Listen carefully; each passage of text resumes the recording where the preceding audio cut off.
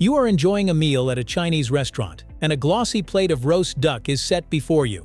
There is a rich aroma, sweet, warm, and strangely complete. You notice it immediately, yet it is hard to break apart clearly. And that is what makes Chinese five-spice more interesting than its simple name suggests. It sounds like a simple blend. 5 spices mixed together, nothing more. But the real mystery is not the number. It is the effect. So what exactly is Chinese five-spice? What spices are hidden inside it? Why can such a small pinch make a dish feel as though its flavors have been gathered and completed?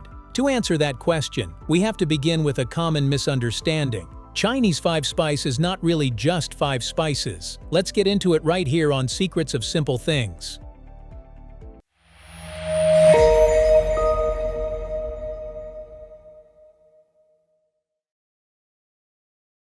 More than a blend, it is a balance.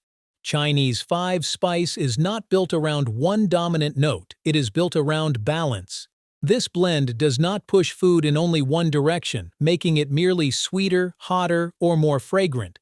Instead, it gathers different sensations and makes them coexist. That is why it can feel sweet, warm, woody, bright, and deep at the same time. In that sense, five-spice reflects a broader culinary instinct. Good flavor comes from harmony rather than excess.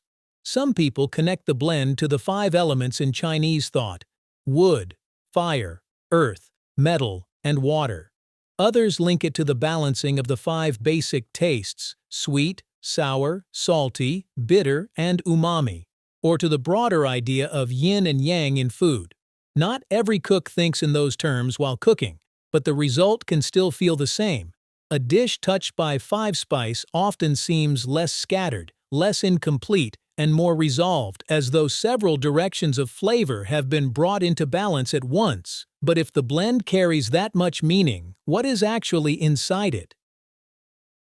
The 5 spices are not random. The classic version of Chinese five-spice usually includes star anise, cloves, cassia cinnamon, Sichuan peppercorns, and fennel seeds. But these are not 5 random smells thrown together for complexity's sake. Each one contributes a role. Star anise brings the blend its signature licorice-like sweetness, the note most people recognize first.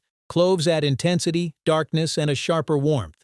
Cassia, often called Chinese cinnamon, contributes a deeper, rounder sweetness that helps hold the blend together.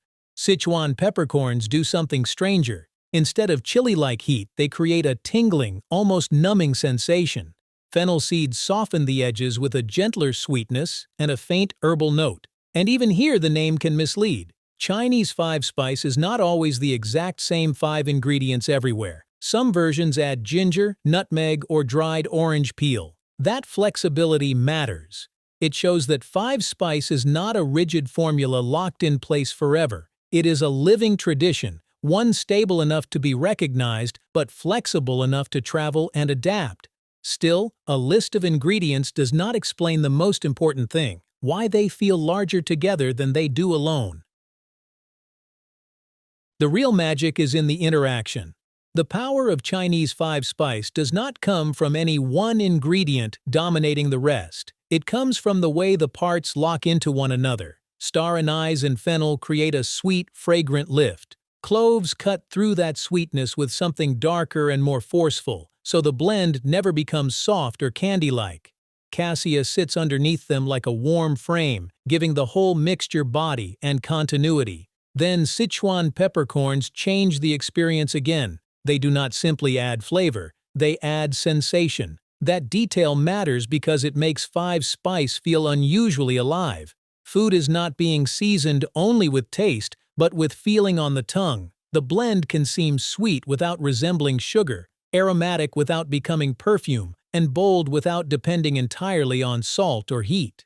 A tiny pinch can make a dish feel layered, even when the seasoning itself was simple. It does not work by shouting one message. It works by letting several smaller messages arrive together. And once a small blend can do that, the next question almost asks itself, how is it made? A simple powder made by careful decisions. Chinese five-spice may end up as a fine, unremarkable-looking powder, but it begins with a series of small decisions. If the star anise is dull, the cassia stale, or the peppercorns weak, the blend will never feel alive no matter how carefully it is mixed. Whole spices are usually dried first, both to preserve their aroma and to make them easier to grind. Then comes one of the most important steps: gentle toasting. Under low heat, the spices begin to release their oils. The air changes first. What was separate starts to smell connected. The sweetness deepens, the sharper notes soften, and the whole blend becomes fuller before it has even been ground. After that, the spices are milled into powder. But grinding is not the end. The real balance lies in the ratio. Too much clove and the blend becomes harsh. Too little fennel or cassia and something goes missing. Some cooks even prefer making small batches because freshness fades. That is also why 5-spice rarely needs to be used in large amounts. It is usually used like an accent, not a flood. Chinese 5-spice is powerful in a very particular way. It is usually not meant to function like salt, spread broadly across a dish as a baseline. It works more like an accent, a concentrated addition that changes the direction of everything around it. A small amount can make a sauce feel rounder, roasted meat smell deeper, or a braise seem as though it has been seasoned more extensively than it really has. That is why restraint matters. Used well, 5-spice adds depth without announcing itself too loudly. Used carelessly, it can overtake a dish, flattening other flavors beneath its sweetness, sharpness, and warmth.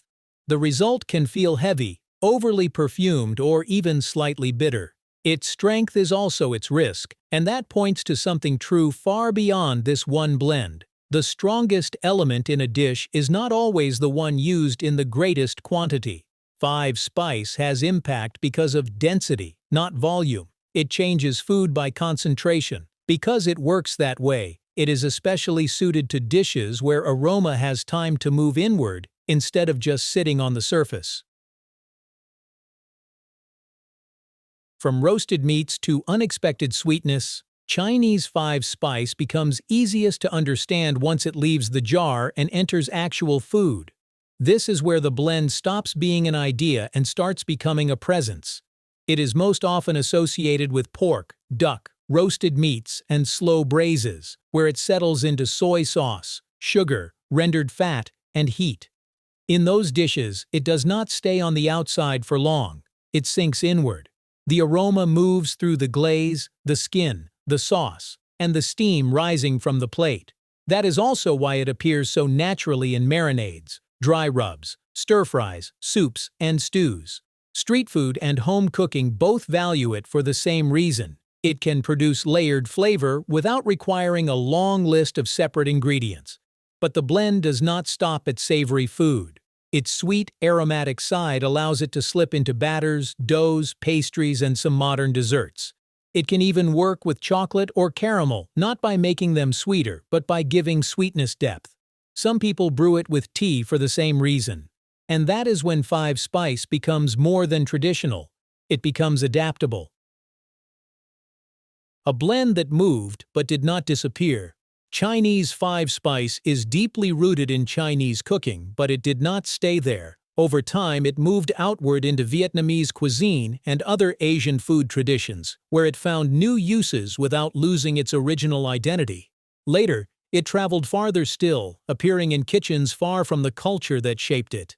Chefs and home cooks began working it into roasted vegetables, sauces, sweets, and even drinks, drawn to the same strength that made it endure. It adds complexity quickly, yet rarely feels flat. What makes that journey interesting is that 5-spice remains recognizable even as it changes roles. It can season roast duck in one kitchen, deepen a stew in another, flavor a pastry somewhere else, and still feel unmistakably itself. Some things survive because they remain fixed. Others survive because they are flexible enough to keep living in new forms.